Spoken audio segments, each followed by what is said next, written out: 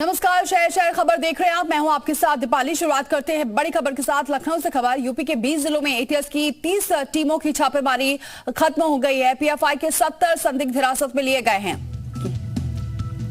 2 गिरफ्तार किए गए हैं। रईस अहमद और परवेज अहमद को गिरफ्तार किया गया है। दोनों पर 50-50 हजार रुपए का इनाम था। लखनऊ से 9, गाजियाबाद से 10, शामली से 11 हिरासत में लिए गए हैं। वाराणसी से 8, मेरठ से 4, बिजनौर से 5 हिरासत में लिए गए हैं। देश भर में कट्टरपंथी विचारधारा फैला रहे थे ये आरोपी। 8 महीने से संदिग्धों की तलाश की जा रही थी। 211 अन्य भी चिन्हित किए गए हैं। तो लगातार ये जो छापेमारी चल रही थी फिलहाल खत्म हो गई है। 70 संदिग्धों को हिरासत में लिया गया है। तो यूपी में प्रतिबंधित संगठन पॉपुलर फ्रंट ऑफ इंडिया पर एक बार फिर योगी का हंटर चला है। यूपी एटीएस ने 20 शहरों में पीएफआई के ठिकानों पर छापेमारी की और 70 से ज्यादा संदिग्धों से पूछताछ की, जिससे प्रदेश में माहौल खराब करने के लिए पीएफआई के मंसूबों का खुलासा हुआ है।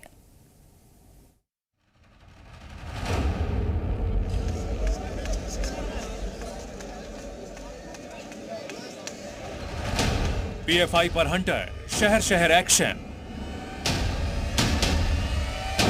30 शहरों में एटीएस की छापेमारी।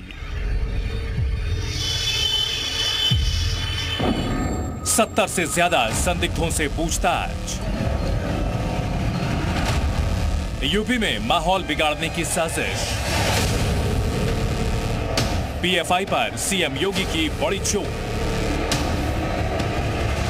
लखनऊ, मेरठ, मुरादाबाद, आजमगढ़, बहराइच समेत यूपी के 30 शहर जहां एटीएस ने ताबड़तोड़ रेड की।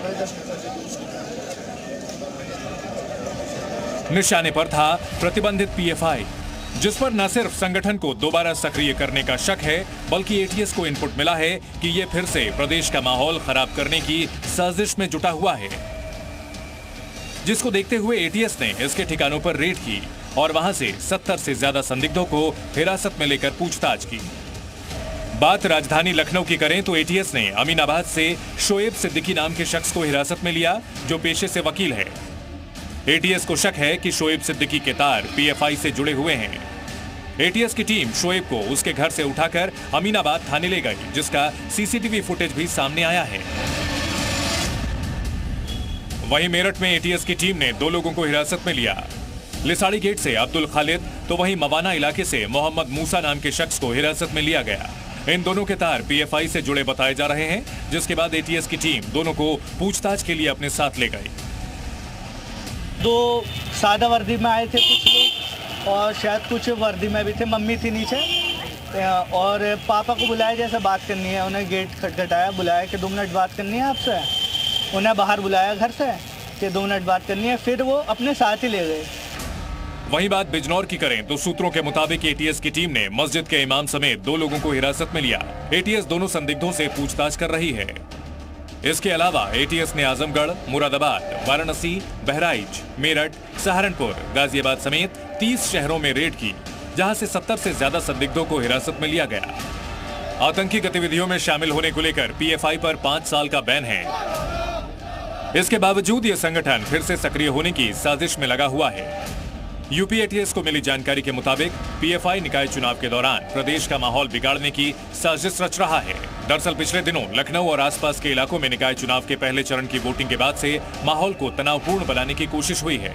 वहीं प्रयागराज की हालिया घटनाओं के आधार पर प्रदेश के माहौल को बिगाड़ने की कोशिश भी की जा रही है। इन तमाम मामलों को देखते हुए यूपी एटीएस ने इनपुट के आधार पर पीएफआई से जुड़े सदस्यों के ठिकानों को खंगाला। इसके अलावा पीएफआई विदेशी फंडिंग जुटाने में भी लगा हुआ है। इन सब इनपुट की मदद से एटीएस अब पीएफआई से जुड़े लोगों के बैंक खातों और लेन देन की जानकारी जुटा रहा है। ये पहला मौका नहीं है जब बैन लगने के बाद पीएफआई की साजिशों का खुलासा हुआ है। पीएफआई छिपकर अपने नापाक मंसूबों को कामयाब करने में जुटा हुआ है। हालांकि योगी सरकार की मुस्तैदी के चलते बार बार इसे मुंह की खानी पड़ रही है। लखनऊ से मयूर शुक्ला, मेरठ से पारस गोयल के साथ ब्यूरो रिपोर्ट, जी मीडिया।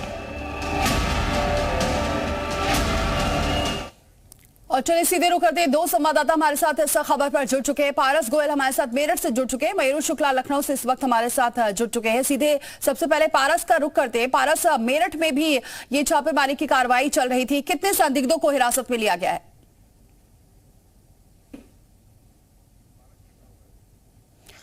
तो पारस मेरी आवाज आप तक पहुंच रही है? चलिए बातचीत करेंगे पारस से। फिलहाल लखनऊ का रुख करते हैं। मयूर हमारे साथ बने हुए हैं। मयूर, अब ताबड़तोड़ जो छापेमारी चल रही थी फिलहाल खत्म हो गई है, लेकिन एक जो बड़े मंसूबों को जो अंजाम देने वाले थे उस पर पानी फेर दिया गया है योगी स्ट्राइक ने।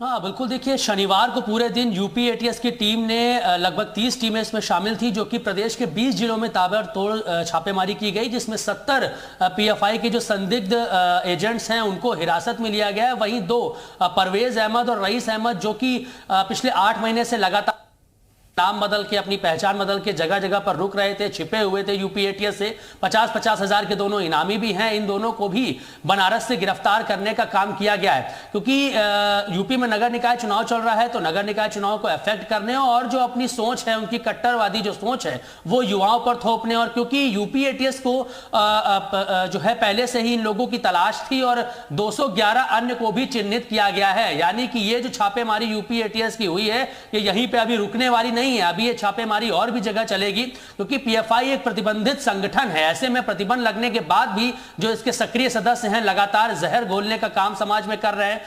विदेशी फंडिंग इनके पास आ रही है सोशल मीडिया के जरिए, चाहे वो व्हाट्सएप हो, फेसबुक हो या फिर फोन कॉल के जरिए। जो प्रतिबंधित है ये पूरा, और उसके बावजूद एक्टिव थे और इन पर ये कार्रवाई की जा रही है। बड़ी बातें बनी रही है। मयूर हमारे साथ, एक बार पारस का रुख करते हैं। पारस, कितने लोगों को यहां से हिरासत में लिया गया है? देखिए बिल्कुल, वेस्ट यूपी में भी एटीएस की बड़ी छापेमारी देखने को मिली थी। बात अगर मेरठ की जाए तो मेरठ में भी 2 जगह छापेमारी देखने को मिली। पहली छापेमारी मेरठ के लिसाड़ी गेट में देखने को मिली, जबकि दूसरी छापेमारी मवाना में। 2 लोगों को यहाँ से हिरासत में लिया गया है। पहला नाम है अब्दुल खालिक, जिसके अलावा दूसरा नाम मोहम्मद मूसा है। इन 2 लोगों को हिरासत में लिया है। जो अब्दुल खालिक है ये बुलंदशहर का रहने वाला बताया जा रहा है और मेरठ में अपनी पत्नी और बेटे के साथ यहाँ इलाज कराने के लिए आता है। ऐसे में एटीएस ने इसको संदिग्ध मानते हुए हिरासत में लिया है, जबकि दूसरा नाम जो है वो मोहम्मद मूसा है। मेरठ के मवाना से हिरासत में लिया गया है। दोनों व्यक्तियों से एटीएस जो है वो लगातार अभी पूछताछ कर रही है। मैं आपको बता दूं, दोनों के कनेक्शन जो है वो पीएफआई से जुड़े हुए बताए जा रहे हैं। नगर निकाय चुनाव में उपद्रव की आशंका के से पहले ही इन दोनों को अब एटीएस ने हिरासत में लिया है और पूछताछ कर रही है। पारस, कहां वहां पर छापेमारी हुई है मेरठ में? इसके बाद मेरठ की जाए तो मेरठ में 2 जगह छापेमारी देखने को मिली।